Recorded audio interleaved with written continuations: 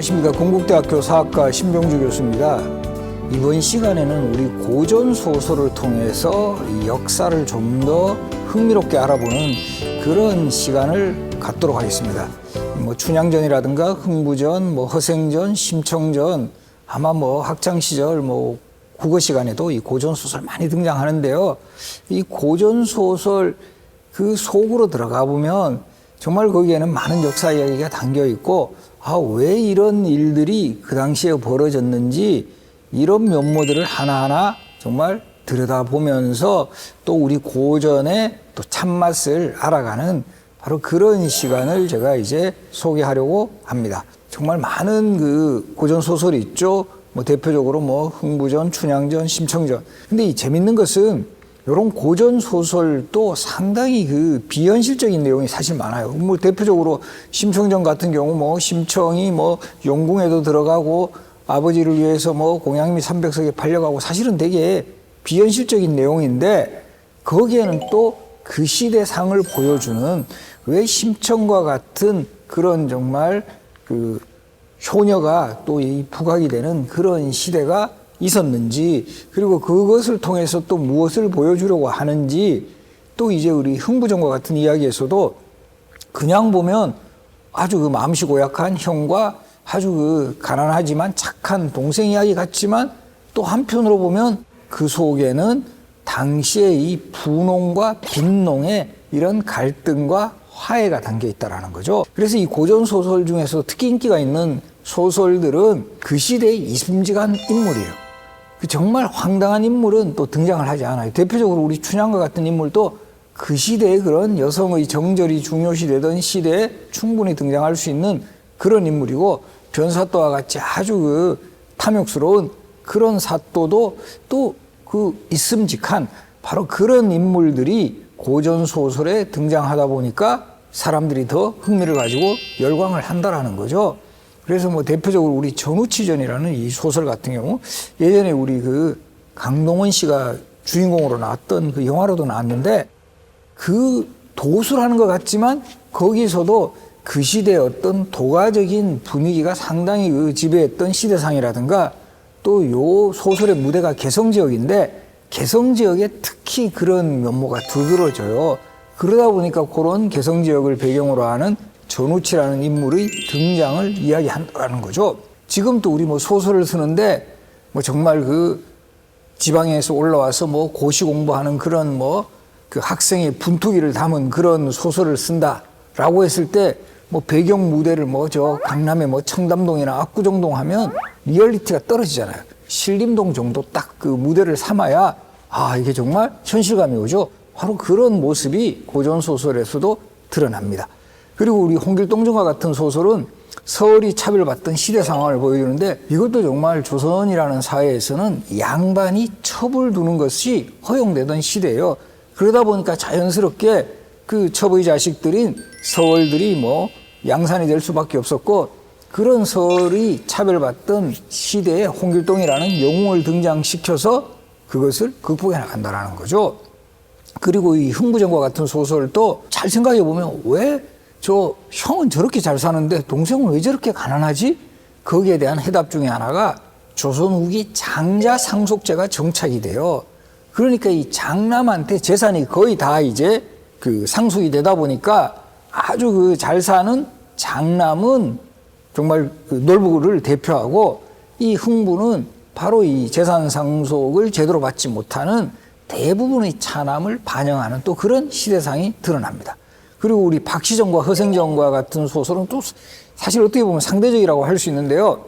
박시전은 이제 이 저 청나라에 대해서 복수를 해야 된다는 그런 그 북벌이라는 이념이 지배하던 그런 시대상을 보여주는가 하면, 이제 허생전이라는 소설은 이 북벌 저런 이념은 이제 더 이상 민생이라든가 국익에 도움이 되지 않는다. 오히려 현실적이고 실제적인 그런 산업과 기술을 개발해야 된다라는 이런 북학 사상이 풍미를 하는데, 그런 어떤 북학 사상을 또 보여주는 대표적인 소설이 허생전이라는 거죠. 그래서 이런 어떤 고전 소설의 전체적인 내용들이 보여주는 시대상을 알고 우리가 이 소설에 접근을 하면 훨씬 더 많은 것을 볼 수가 있다.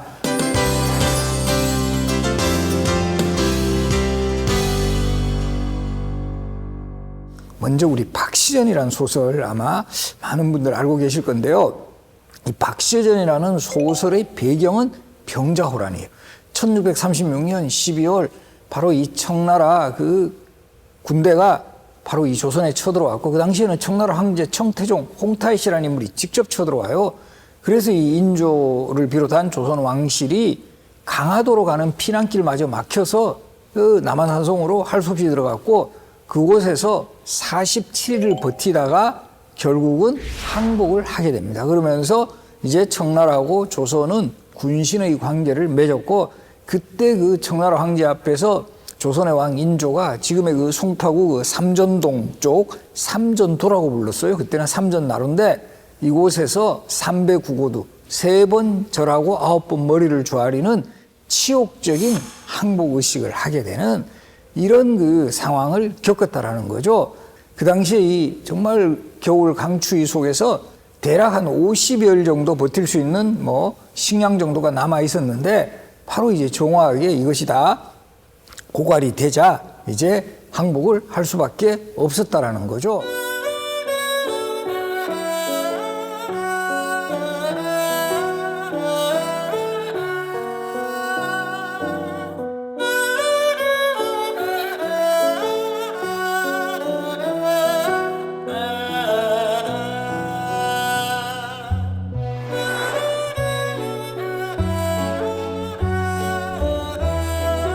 이제는 명나라 대신에 청나라 황제의 연호를 사용한다라든가, 또 이제 청나라에 조선이 이제 조공 물품을 보낸다라든가, 또 여기에 중요한 조건 중에 하나가 이 2명의 왕자를 이제 인질로 청나라에 보내라. 그렇게 해서 간 사람이 소현세자고 복림대군이고요. 또 이 청나라 입장에서는 자신들의 어떤 그 공덕을 찬양하는 비석을 세워라. 이게 소위 삼전도비입니다. 일명 대청 황제 공덕비인데, 우리는 이제 흔히 삼전도비라고 하는데, 원래 이름은 청나라 황제의 공덕을 찬양하는 비. 이것이 이제 그 당시에 삼전도에서 항복을 했던 그 위치에 세웠는데, 이것도 한동안은 우리가 이 치욕의 역사다라고 해서 뭐 땅에 묻었다가 이게 다시 일제강점기 때는 다시 세웠다가 이런 우여곡절 끝에 현재는 지금도 가보시면 서울의 잠실 쪽에 석촌호수 옆에 바로 이 삼전도비가 세워져 있는 그런 현장을 볼 수 있어요.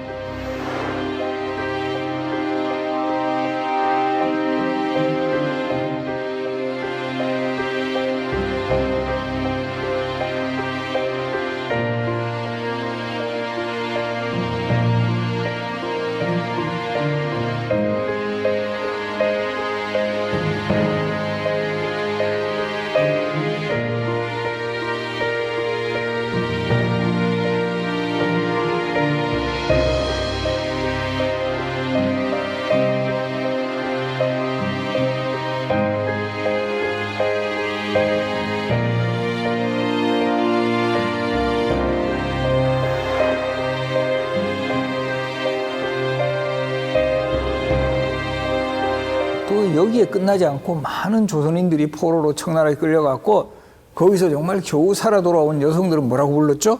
환양녀.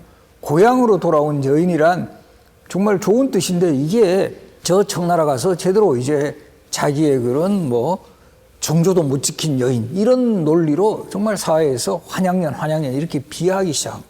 이것도 크게 보면 환양녀의 비극도 이 시대의 비극이고, 이 나라가 정말 백성들을 지켜주지 못했을 때는 얼마나 엄청난 굴욕을 당하는 것을 우리가 역사에서 보여줬죠. 남성들 대부분 또 이제 노예시장에 팔려갖고 이 환양녀의 비극, 거기다가 이 2명의 왕자 소현세자고 복림대군이 심양의 인질로 잡혀가는 이런 치욕을 병자호란의 이 전쟁의 패배에서 절절하게 경험을 했다라는 거죠. 그 당시의 치욕을 어쨌든 극복해보겠다라는 의지를 담은 소설이 유행하기 시작해요. 바로 이 박시전인데요. 그래서 우리가 보면 이 역사 소설 중에서 특히 전쟁을 소재로 한 소설은 현실에서는 비록 우리가 패배했지만 소설이라는 공간을 통해서 이걸 통쾌하게 복수하는 이런 내용이 주로 줄거리를 이루고 있고요. 특히 이 박시전이라는 소설은 여성을 주인공으로 하고 있다는 게 또 상당히 주목이 됩니다. 어떤 측면에서 보면 저 청나라 오랑캐를 물리치는 데 있어서는 이제 뭐 남성까지 나가지 않아도 된다, 여성이 등장해도 된다라는 바로 그런 줄거리를 담고 있다라는 거죠. 또 요 소설의 박씨 부인의 남편으로 나오는 사람이 이시백이라는 사람인데요. 이시백이라는 인물은 실존 인물이에요. 실제 그 병자호란이 일어났을 때 남한산성의 방어 책임을 맡았던 수호사. 그러니까 결과적으로 우리가 소설에서 리얼리티를 강조하려면 그런 그 등장하는 인물도 실제 현실에서 이 활약을 냈던 이런 인물을 끌어들여야 소설에서도 훨씬 더 이제 그 어필을 할 수 있는 그런 면모를 보인다라는 거죠. 그래서 이 금강산에서 이제 그 바로 이 이시백의 그 아버지 이득춘하고 바로 박씨 부인의 아버지 박처사가 정말 서로 뭐 놀다가 그때는 뭐 이런 일이 있는 거죠. 집안끼리 우리 혼인하자 해서 이 혼인이 이루어졌고, 그리고 이제 처음에는 이 박씨 부인한테 실망을 했는데 뭔가 이렇게 일을 시켜보니까 너무 잘하는 거예요. 이득춘이 입을 그 조복, 그러니까 이제 요즘으로 치면 이제 뭐 우리 양복 같은 거죠. 이제 관리들이 이제 출근할 때 입는 그런 옷을 바로 하루아침에 뭐 만든다라든가 볼품없는 말을 싸게 사서 아주 그 잘 길러가지고 중국 사신에게 높은 값으로 파는 등 이 비범한 능력을 서서히 보이기 시작해요. 그런 상황 속에서 바로 이제 요 병자호란이 본격적으로 이제 일어나는 과정에서 먼저 청나라 쪽에서 조선 침공에 앞서 박씨의 남편인 이시백과 또 이 당시에 그 병자호란 때 최고의 명장이 임경업 장군인데 이 장군을 제거하기 위해서 기룡대라는 여성을 첩자로 보내는, 저쪽에서 여성이 등장해요. 근데 이제 박씨가 이 사실을 미리 알고 기룡대를 이제 쫓아버렸다라는 이런 기록부터 서서히 박씨 부인이 상당히 재능을 발휘하는 이런 모습을 이제 이 소설에서는 전개를 해나가고 있습니다. 그리고 또 이때 그 인조가 병자호란 때 남한산성으로 피난을 갔다 그랬죠. 그리고 이제 피난 끝에 결국 이제 항복을 하게 되는데 박씨 부인이 정말 이끄는 그런 사람들은 피화당이라고 해서 이런 전쟁이 있을 것을 미리 예견하고 이곳에 다 피신을 시켜서 이 피화당에 피신했던 이 부녀자들은 아주 그 안전했다라는 이런 내용들도 기록에 나옵니다. 실제 그 당시에 청나라의 선봉대로 들어왔던 장군이 용골대 마부대라는 인물인데 바로 요 박시전의 소설에도 용골대하고 마부대가 이제 등장을 해요. 그래서 이 용골대와 마부대를 아주 그 박씨 부인이 그 지혜로서 이들을 격파하는 그런 모습들이 소설에서는 뭐 클라이막스랄까요? 바로 이 청나라 군대를 정말 통쾌하게 접어쓰는 거예요. 그러니까 현실에서는 사실은 조선의 그 병력들이 엄청나게 크게 희생을 당했는데 소설이라는 공간에서는 바로 이제 크게 승리하는 이런 반전을 이끌면서 백성들의 염원이 소설에 반영되지 않았을까, 이렇게 이제 보고 있다라는 거죠.